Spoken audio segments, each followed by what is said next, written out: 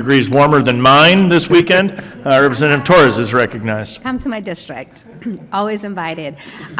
Chairman, I think this is one of the best meetings that we have had where there's like, you've already asked all my questions, and it's really great. I want to follow up on the passport question that the chairman asked. If we have a surge, all of us are encouraging our constituents to apply for, their American passport. So if we have a surge, are you prepared to deal with that? We believe we are. Okay. We are, so we manufacture passports in 2 locations, one here in DC, right on the other side of Union Station, and the other in Stennis, Mississippi. Both of those facilities run most of the week. Stennis runs basically all day, every day. We've found it's more efficient to run 4 10-hour days with our folks. We run 2 of those shifts a day. And then in Stennis, we also run a weekend shift, a Friday, Saturday, Sunday shift. Okay, but that could be scaled up if needed. Right. Okay. And we can hire more people to do that.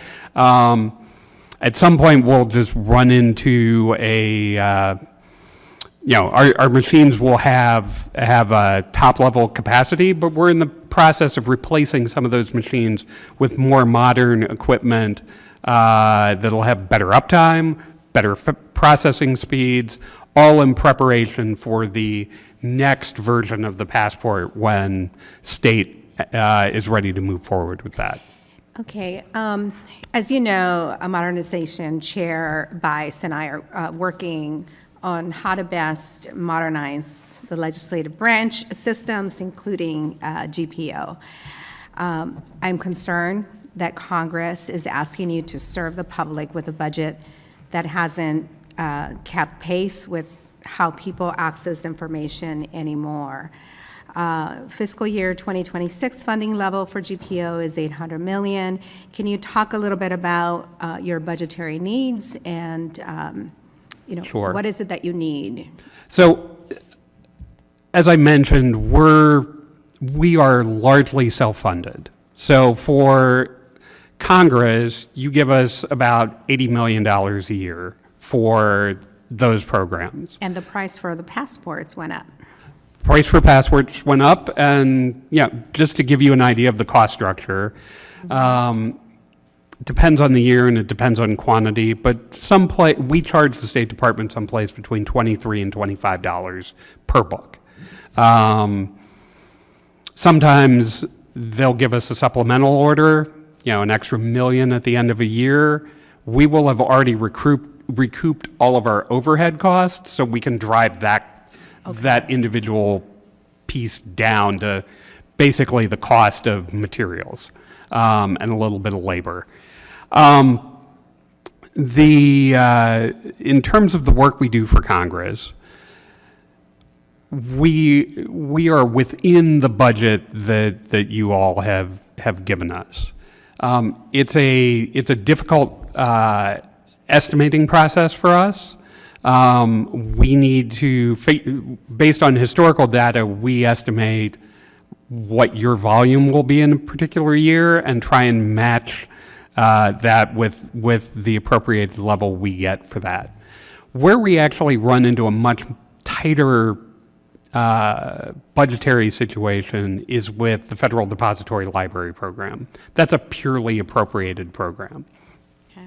The good news is we have driven down the costs of that program because it's now largely digital. So it's just feeding off of the files we're creating every day.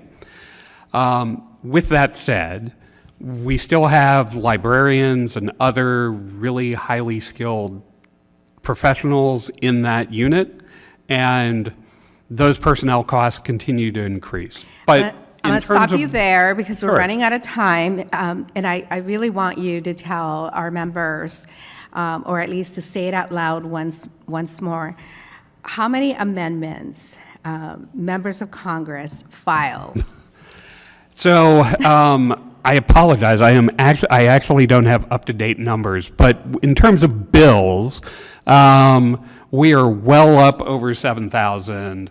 Last Congress, it was almost 23,000 measures between the House and the Senate. And each one of those, my team needs to read. It's a little different this year, and make sure that we're accurate. It is difficult work. And I can give you a small recent example, less with a bill, but with the work we do on legislation. There was a large insert into the congressional record just a couple of weeks ago, and we didn't get the underlying Word document. All we got was a scanned version. So we actually had to do that. We had to read that document twice. Wow. Once was convert that scanned document into a text file and make sure that that translation was accurate, and then engross all of the handwritten changes and things like that with that scanned document. So if we're getting good files on the front end, that can help us speed up that process. But Thank you. And thank you, Chairman, for your generosity and time. The gentlewoman yields back. The gentlewoman from Oklahoma, who is the chair of the Subcommittee on Modernization, who's been ingratiated in this issue, is recognized for 5 minutes. Thank you, Mr. Chairman, and Director Halpern. It's great to see you again. Always. Glad to have you with us. I want to also thank you for your work with the modernization